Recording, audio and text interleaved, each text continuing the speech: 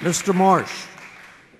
Well, first of all, I'd like to thank you, Tom, Bob, for being kind with the questions. For all of you, for taking the time to come out. Being engaged is the most important thing you can do.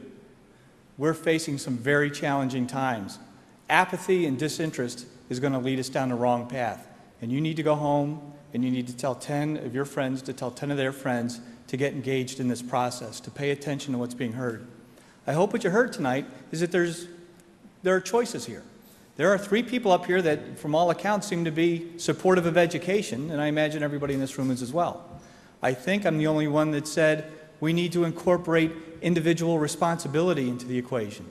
We need to incorporate parental responsibility into the equation. We have to make sure that in your community, success is what is expected, that there's peer pressure to do well, whatever well happens to mean for you. Be the best auto mechanic, nuclear physicist, or anything in between. But right now, we don't have that expectation. We're seeing children that aren't motivated to learn. We're seeing parents that aren't taking the responsibility for their students. We're seeing administration and staff that is more concerned with their teacher's contract than the outcome of our children. And that's not acceptable. It's not a matter of what we promised or how many pages we wrote. It's a matter of putting the integrity of our education system back where it belongs and having the leadership to get it done. Again, I think everybody up here today has got the best interests of the state in mind. I think that we need to bring school choice, charter schools, as has been mentioned, I think, by all 3 of us. But when you look at our backgrounds, we have one person that has the commitments of every organization that has brought public education and education to where it stands today and all the problems that are associated with it, backing them. Can we reasonably expect significant change with that kind of commitment to those organizations? We have another who is talking about some pretty serious changes, and many of them I would agree with. But I also understand the realities of the legislature, of what governance is. Governance isn't necessarily about my idea alone.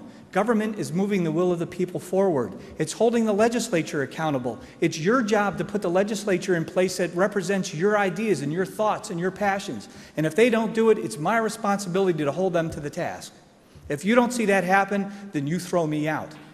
But don't go relying on what paper has been written or what promises have been made because it's government. The legislature is like having your board of directors hired by your opponents. It doesn't work as smoothly as the papers that we put forward during these times prior to November 2nd. So look at the backgrounds, look at the commitments, and look at the total packages that they're asking for. And look at who's most likely to bring the real change about. I've served on a board of education, I've served on a board of finance, I've served as a municipal leader, and I also run a janitorial business. So you decide if you want a janitor politician as your next leader. I got to say, those 2 haven't been the most glamorous titles that I've had to use, but it makes me understand what each one of you out there is facing. Thank you for coming out again, and I appreciate your interest.